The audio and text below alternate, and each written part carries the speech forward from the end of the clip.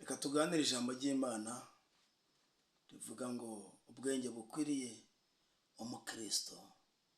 Tuganire ijambo ry'Imana rivuga ngo ubwenge bukwiriye umukristo cyangwa se uvuga izina ry'Imana. Ese akwiriye kumera ate? Akwiriye ubwenge bumeze buti? Muri iyi si habamo ubwenge bwinshi butandukanye, kandi iyo urebye n'abantu usanga barize ubwenge butandukanye.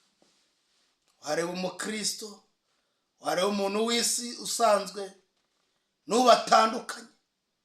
Ariko nicyo gihe kugira ngo umenye ubwenge bukwiriye umukristo.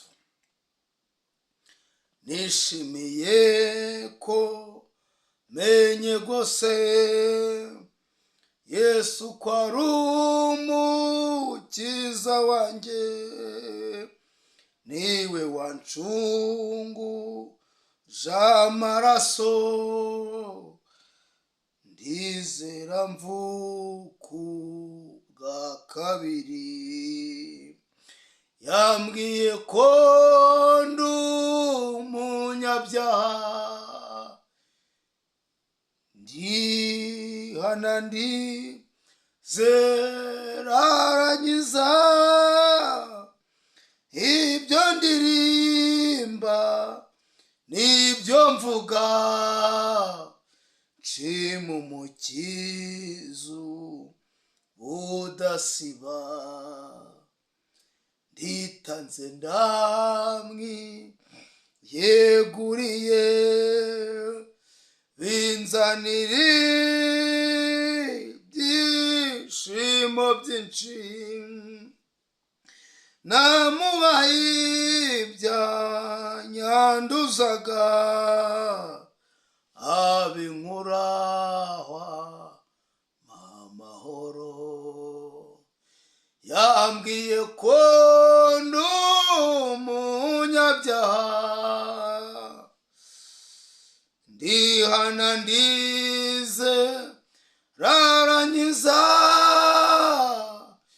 Ibyo ndirimba n'ibyo mvuga, nshima umukiza udasiba.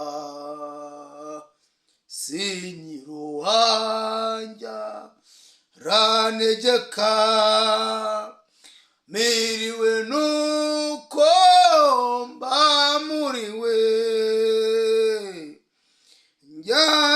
Njyanagereza ibyiza bindi, nzagirirwa n'urukundo rwe. Njyanagereza ibyiza bindi, nzagirirwa n'urukundo rwe. Yambwiye ko ndi umunyabyaha, ndihana ndizera arankiza.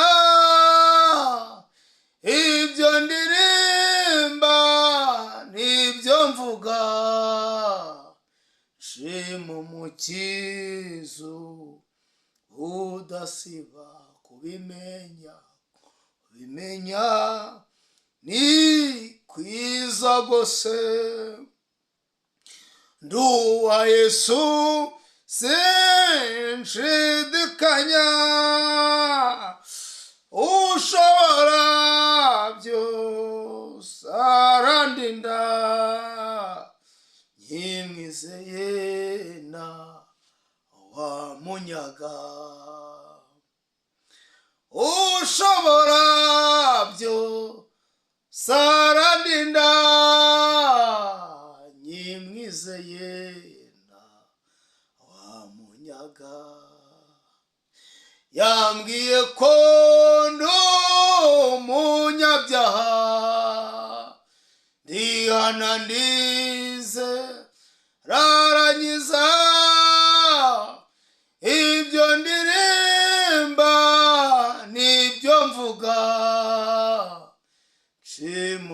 umukizo udasiba.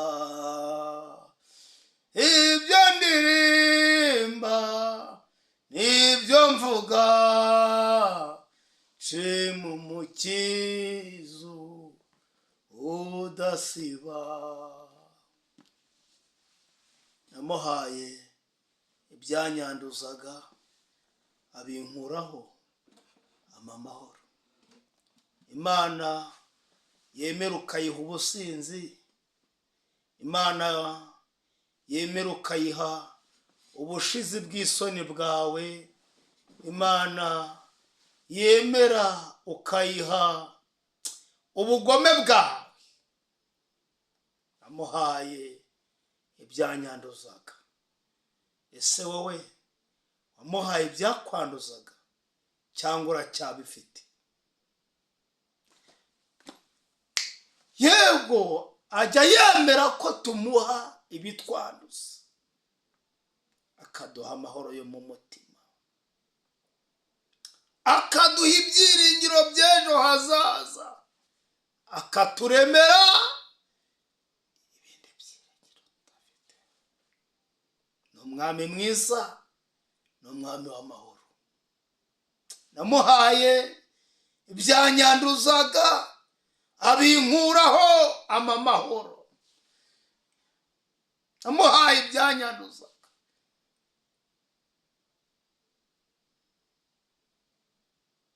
Ibyo bikugoye wabimuha akabyikorera, ibyo bikuruhije wabimuha akabyikorera. Uyu mugoroba waba uwawe wo kuruhurwa n'Imana, wo gutabagwa n'Imana, wo kugendererwa n'Imana. Namuhaye ibyanyanduzaga abinkuraho amahoro. Nyimwizeye niko umuririmbyi yavuze, ntawamunyaga. Nyimwizeye ntawamunkuraho, ntawamunkuraho, ntawamunyaga. Oya, niyo wasengera mu mazi ntawagukuraho umwami Yesu. Niyo wasengera iminsi 40 nta muntu wagukuraho umwami Yesu, nta n'uwamuguteranyaho. Niyo mwami utumva amabwire. Higeze aregerwa ab'i Sodomo na Gomora, yumva baho barira bataka, bakiranutsi baho barira, havuga ngo ariko uko byagenda kose wasanga umuntu ashyira make, wasanga umuntu ashyiramo akantu kakunyu, reka nururuka agende ndebe. Ngo arururuka aremera ava mu ijuru. N'ikimenyimenyi kugira ngo umenye ko yahageze i Sodomu na Gomora. Yanyuze kwa Aburahamu aragenda acayo. Ageze i Sodomu na Gomora asanga ibyo bahavuga n'ukuri, ariko yari yaje kwirebera. Reka nkubwire nshuti y'umusaraba, kurengana kwawe Yesu ababibona, kandi naza azaza kwirebera. Ntabwo ajya yumva amabwire. N'umwami w'umunyarukundo, imbabazi ze zihora hafi. Icyo nzi njyewe namenye nuko atajyaga ambirira ikibi ku muntu. Sinyitinye ibyago n'akaga kose, kuko ari Yesu ugena byose. Kandi nanezezwa n'imibabaro abana b'abantu bahura nayo. Ese wari uzi ko iyo mibabaro uhura nayo n'ako gahinda bitamunezeza? Ntabwo bimunejeje. N'ikimenyimenyi yaravuze ngo sinzongera kunywera kw'iki gikombe no kujya ku mbuto z'umuzabibu nari nicarana n'umugeni nakunze. Bivuga ngo mwebwe nubwo mwatinya amasengesho, Yesu aracyayarimo, arakiyiriza ategereje umugeni yakunze. Nshuti y'umusaraba, jya umenya uwagupfiriye, jya umenya uwazinutswe ubwiza bw'akazi nuko icyubahiro, akazi nuko ijuru, akemera kaza muri iyi si, akemera kwambara akamero k'umwana w'umwana, akamero k'umuntu, akemera guhinduka nk'umuntu, akemera kuba nk'umuntu. Arasuzugurwa, avukira mu babaje, avukira he?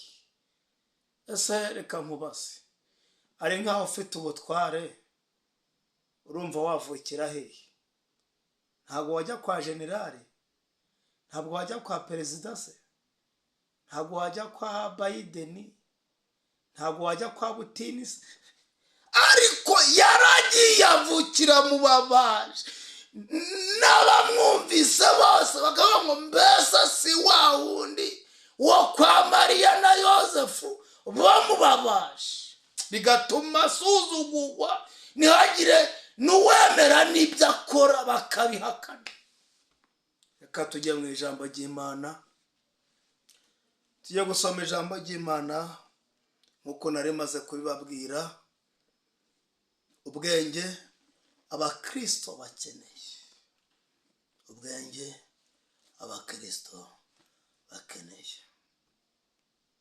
Reka dusome ijambo ry'Imana riboneka mu gitabo cya Yakobo ibice 3 umurongo wa 13. Haravuze ngo ubwenge buva mu ijuru ubwo ari bwo.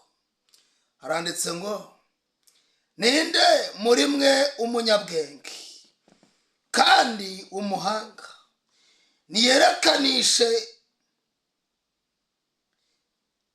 niyerekanishe ingeso nziza n'imirimo ye, afite ubugwaneza n'ubwenge. Ariko niba muhorana amakimbirane akaze mu mitima yanyu, mugahorana intonganya, ntimukabyiratane ngo mubeshyere ukuri, bene ubwo bwenge sibwo bumanuka buvuye mu ijuru, ahubwo ni ubw'isi, ni ubw'inyamaswa abantu, ndetse n'ubw'abadayimoni. Mwabyumvise barokore? Mwabyumvise bene data?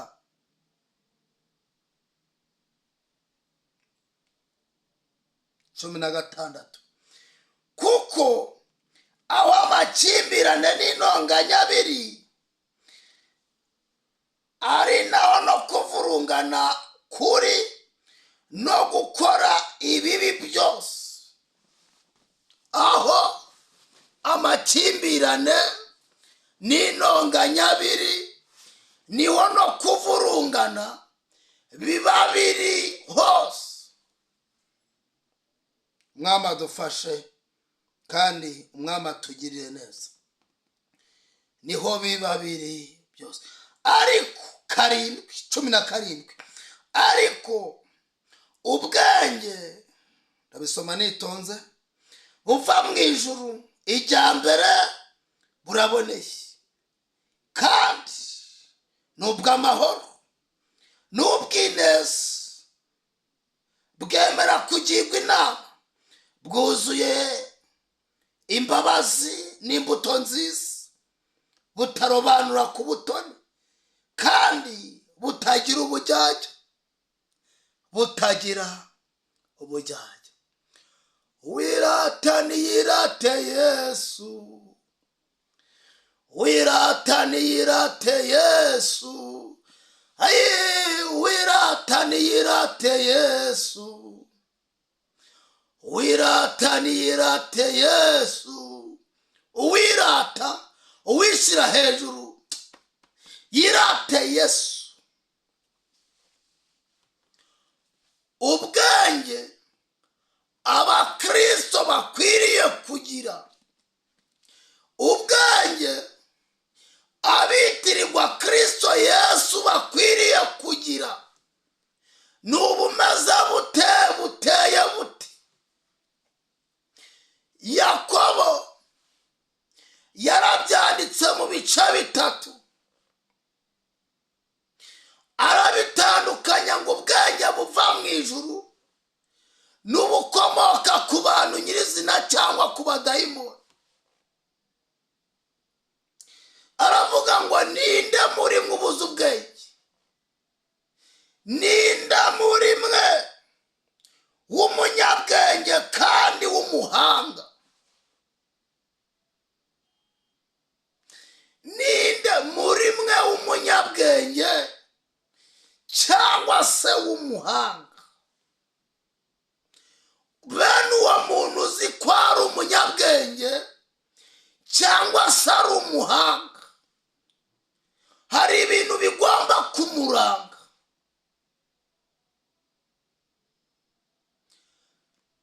iyi si igira abanyabwenge, igira n'abantu bita abahanga.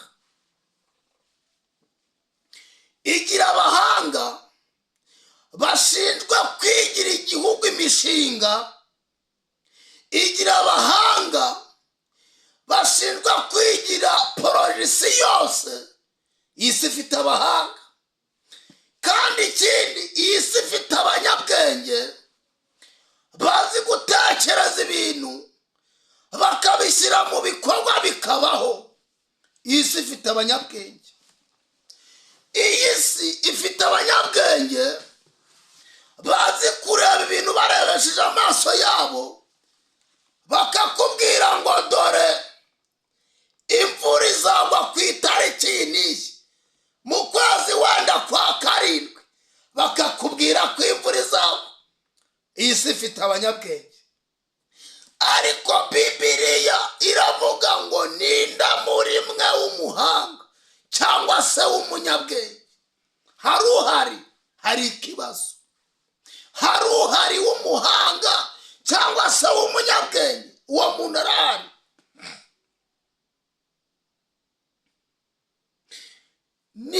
niyerekanishe ingeso nziza imirimo ye.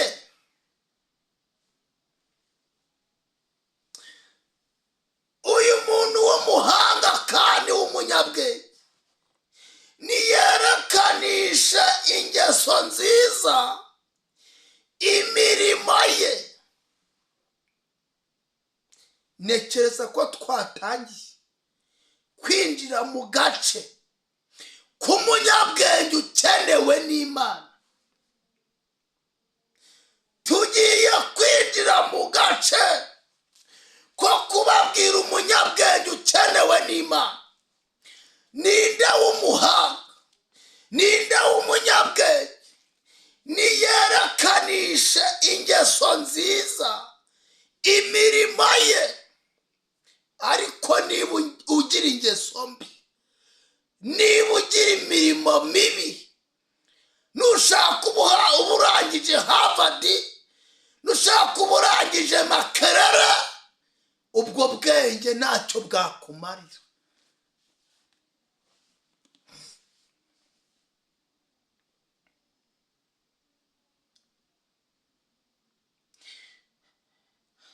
afite ubugwaneza n'ubwenge, afite ubugwaneza n'ubwenge. bene uyu muntu w'umuhanga kandi w'umunyabwenge ukenewe n'Imana. reka mbabwire nshuti, kuba uzi gukora imibare neza, warize konabilite, leta ikwizera ikaguha akazi, bye kugushuka ngo ushimwa n'ijuru mu buryo bw'ubwenge cyangwa bw'ubuhanga.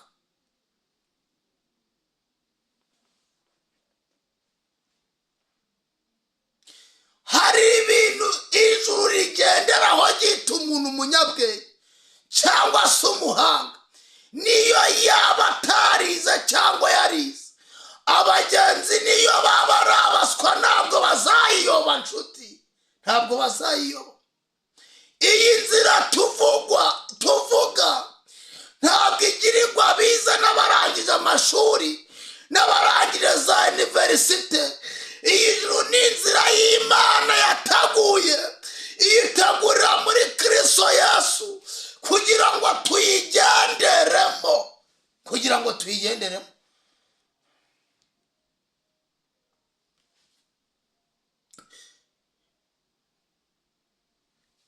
Ninde w'umuhanga cyangwa w'umunyabwenge niyerekanisha ingeso nziza imirimo ye, kandi abafite ubugwaneza n'ubwenge. Bibiliya iratubwiye ngo ariko niba muhorana amakimbirane akaze mu mitima yanyu, mugahorana intonganya, nimukabyiratane ngo mubeshere ukuri. Yewe nshuti, birashoboka ko waba ukomeye, birashoboka ko waba ufite akazi karyoshye, ariko uri umunyamatiku. Ntukabeshere ukuri, ntukabeshere ukuri. Birashoboka ko waba usobanutse, ibi mu isi twita gusobanuka, uri intiti yo kuvuga, ariko uhorana amakimbirane mu mutima wawe. Ntukabeshere ukuri. Ubu tugira abantu b'abashumba, tugira abavugabutumwa batabasha kuvugisha ukuri, bahimba ibinyoma kugira ngo bemegwe.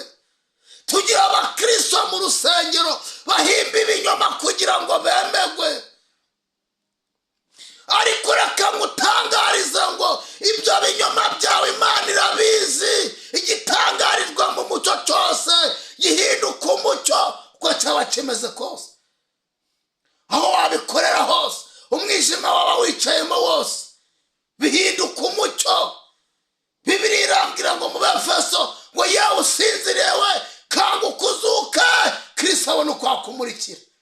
Harageze kuzuka, harageze kuzuka, harageze kuzuka, harageze kuzuka, Kristo akakumurikira. Nshuti, va mu byo wibwira, harageze kuzuka. Hari ibintu byaje birakwica, hari ibintu byaje birakwicarira, hari ibintu byaje bigutwara umwanya wagiranaga n'Imana. Ibi bintu byaraje, ariko harageze ko usohoka, Kristo akabona uko akumurikira. Harageze kuzuka, Kristo akabona uko akumurikira. Ndetse haruguru haravuga ngo nuko mushakashake uko mwamenye ibyo umwami wacu ashima. Ubu dufite ibintu byinshi byadutwaye umwanya w'Imana, tutabasha kubonera Imana umwanya.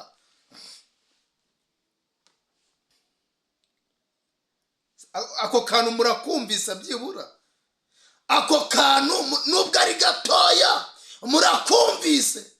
Narimvuze ngo dufite ibintu byadutwaye ku buryo tutabasha kubonera Imana umwanya. Dufite ibintu byatwaye umutima ku buryo tutabasha kubonera Imana umwanya. Ariko hari hageze kukanguka, Kristo nawe ari hano kugira ngo akumurikire. Ariko uzi umwami wasize 99 akajya gushaka imwe yazimiye. Ishyamba rinini ryo mwifatangwe ririmo amahwa n'amatovu menshi, aho ni umwami Yesu yanyuze, arimo ari gushaka izazimiye. Dore Yesu ari kugenda mu kabari, ari gushaka izazimiye. Dore Yesu ari kugenda mu mahoteli, ari gushaka izazimiye. Dore Yesu ari kugenda mu mihanda, ari gushaka izazimiye. Nuwumva ijwi ry'Imana niwinangira umutima, niwinangira umutima, wenda umunsi wawe nawe ugahamya mu bandi byagukoreye. mpamvu utinya guhamya ko Imana yagukirira ubusambanyi nuko ukibwicayemo. Ntabwo watinyuka kubivuga kubera kuzi neza ko ukibyicayemo. Ntabwo watinyuka kuvuga ko Imana yagukuye mu businzi kubera kuzi neza ko ukibyicayemo. Umutima uracyagushinja, ntabwo urakurekura kugira ngo ubashe kubivuga. Ariko umuntu wabohotse arabyatura akabivuga. Ariko impamvu we ubitinya kandi warabikoraga nuko ukibyicayemo. Hari utuntu n'utundi ukigira dutuma utahamya ukuri. Ariko Bibiliya iravuze ngo niba muhorana amakimbirane mu mitima yanyu n'intonganya, nimukabeshyera ukuri. Niba muhorana amatiku, nimukabeshyera ukuri.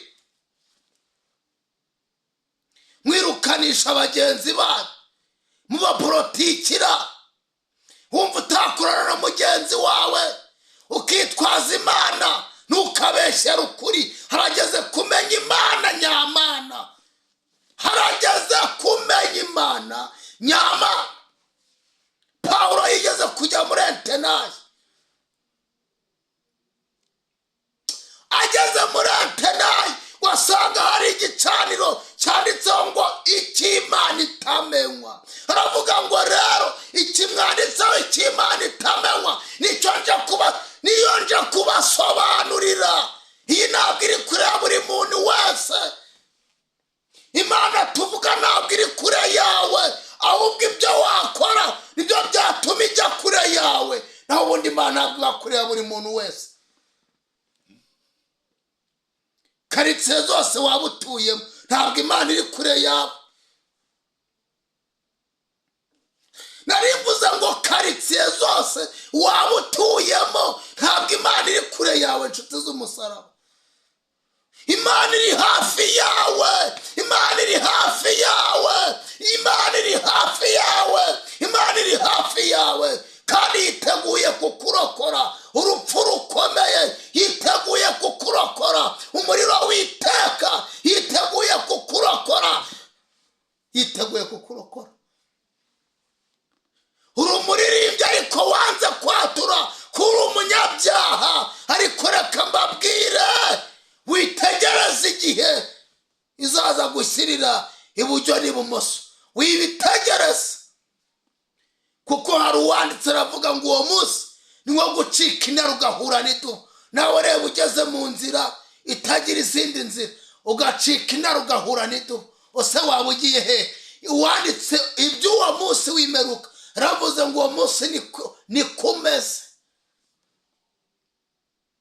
Ibi turirimba ngo tuzajya mu mwuka rimwe, tuguruke mu kanya gato tube twarigezemo. Ntabwo tuzi ibyo tuvuga,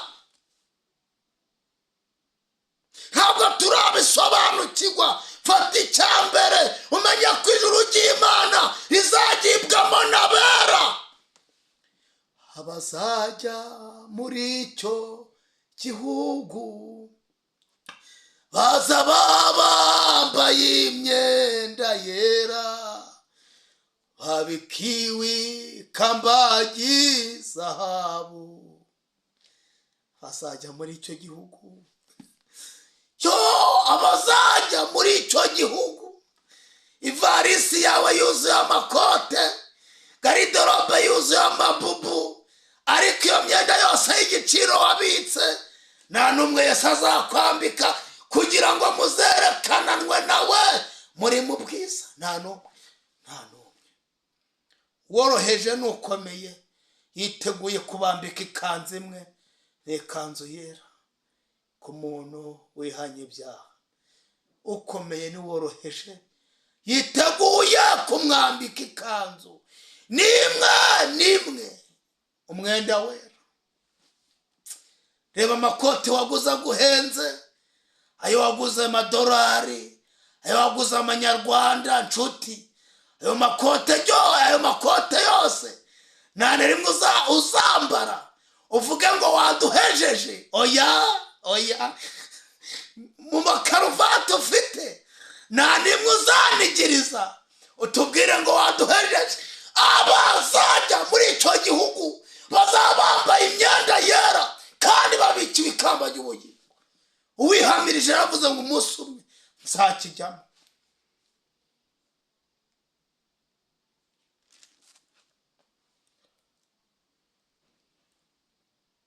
Niba muhora n'amakimbirane n'amatiku n'umujinya n'inzangano, mwe kujya mubeshyera ukuri.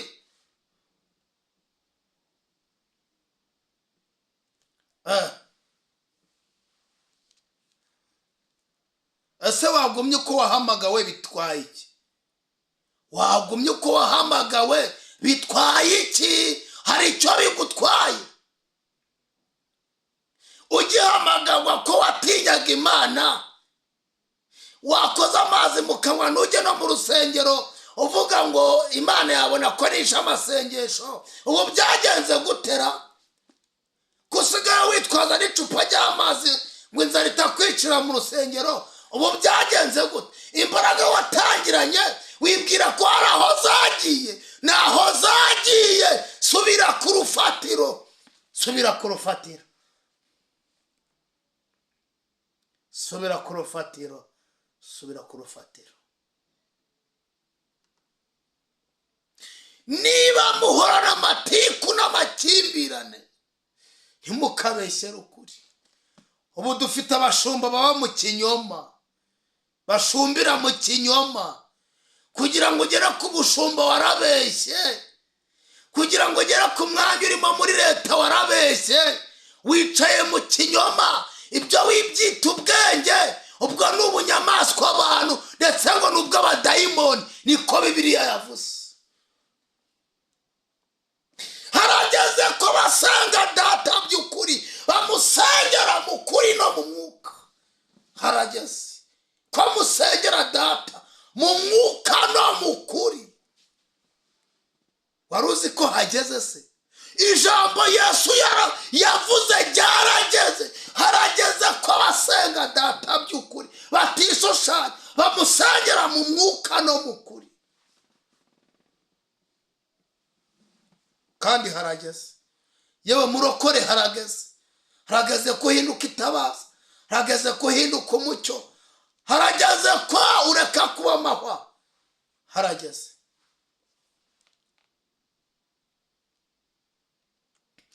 Arangije avuga ngo dore ubwenge buva mu ijuru bwaribwo. Icyambere, bene b'abanyabwenge bemera kugirwa inama. Dufite abarokore batagirwa inama, dufite abanyamasengesho batagirwa inama. Kumva ko umaze imyaka 40 mu gakiza, wumva ko ibyo bihagije, ariko reka ngutangarire ijambo rikomeye. Ntabwo bihagije, ntabwo bihagije. Ntabwo imyaka umaze mu gakiza ari igusobanura. Oya, oya, oya, oya.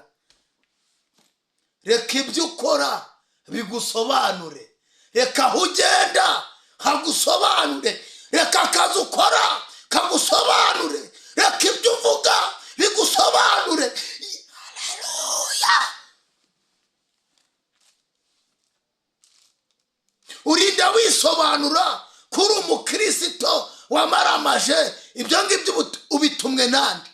Reka ibyo ukora bigusobanure, reka ibyo uvuga bigusobanure.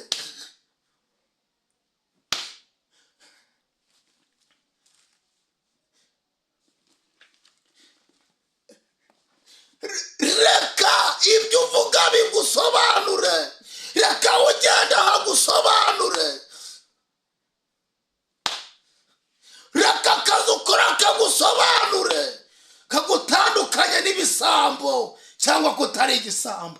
Reka akazi, reka ibyo ubamo bigusobanure. Nshuti, kutubwira kuri umurokore, kutubwira kuri mushumba ntacyo byatumarira. Ubusa kubitubwiye bakagufata wibye, bakagufata wayasambanye, ibyo tubwiye bitumariye iki? Reka ibyo ukora bigusobanure.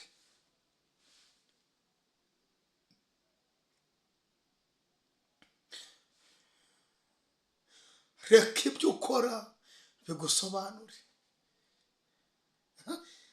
Uratwemeza ugatumirwa mu macaca akomeye navuze amazina, uri umuvugabutumwa ukomeye ukavuga indimi ukazimanuka, umaze gukira sinakubwira, ariko reka nkubwire ibyo ukora aho ugenda imivugire reka bigusobanure, ibindi byihorere. Bibiliya irambwira ngo nubwo badusebya nk'abakora nabi, ariko nibabona imirimo yacu myiza bizabatera guhimbaza data wo mu ijuru. Ikizabatera guhimbaza data wo mu ijuru ntabwo ari ibyo twakoze, ntabwo ari ibyo twavuze, ntabwo ari ibyo twababwiye, ahubwo imirimo twakoze, ibyo twarekeje ubutumwa nibyo bizatuma bahimbaza data wo mu ijuru. Ntabwo ibyo vuga butumwa uvuga ari byo rizatuma abantu bahimbaza data, oya, ahubwo ibiherekeza ibyo vuga butumwa nibyo bizatuma abantu bashima Imana, bakavuga ngo uri umukozi w'Imana. Nshuti, ibiguhinyuza nibiza bikagusiga uhagaze nibwo bazaguhana. Urugero rwa hafi, Saduraka na Meshaki na Abedenego bahamijwe mu itanura ry'umuriro, ariko bamaze gusohoka, bagiye kurisohoka, Imana ihanebuka ihura mwami yerekwa, aravuga ngo ariko ngo ndabona basohotsemo, baravuga ngo umuntu utazongera gusenga Imana ya Saduraka na Meshaki. Reka ibyo ukora bigusobanure. Twe biroroshye ko watwisobanuraho kumaze imyaka 40 uri umuririmbyi rwose, si byoroshye se? Biroroshye pe, ariko korari isenyutse ari wewe uyisenye kubera amatiku n'amagambo, wabeshye ubuhanuzi uvuga ngo Imana yakubwiye itakubwiye. Reka ibyo ukora bigusobanure, reka ibyo uvuga bigusobanure, reka akazi ukora kagusobanure, ibindi byihorere. Korari ubamo kuyisenye, ko gurupu ubamo uyisenye, ko urusengero ubarizwa mu rusenye, kubera amagambo yawe n'amatiku, kubera ubuhanuzi bupfuye. Bene ubwo bwenge, bene ubwo bwenge buturuka ku badayimoni, ariko ubwenge buva mu ijuru. We icyambere buraboneye, bwemera kugirwa inama, bugwa neza. Bwenge buva mu ijuru bwemera kugirwa inama.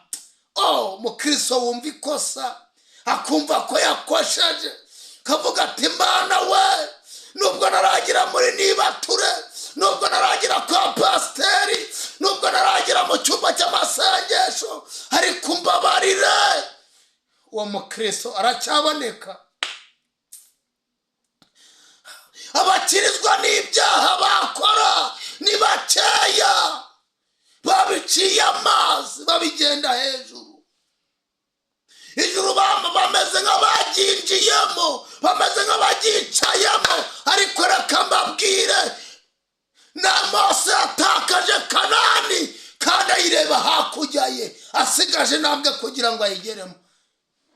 Wikirata nk'uwatabarutse. Icyakubwira ko turi mu masiganwa ntago wabyemera. Ese wari ubizi? Ariko urajenjetse, uradamaraye, waribagiwe. Impamba y'urugendo imaze kukwibagiza, akazi kakwibagije Imana, akawunga kakwibagije Imana, agaceri gasigaye kagera iwawe kakwibagije Imana, ibihe byo gusengura bijugunye.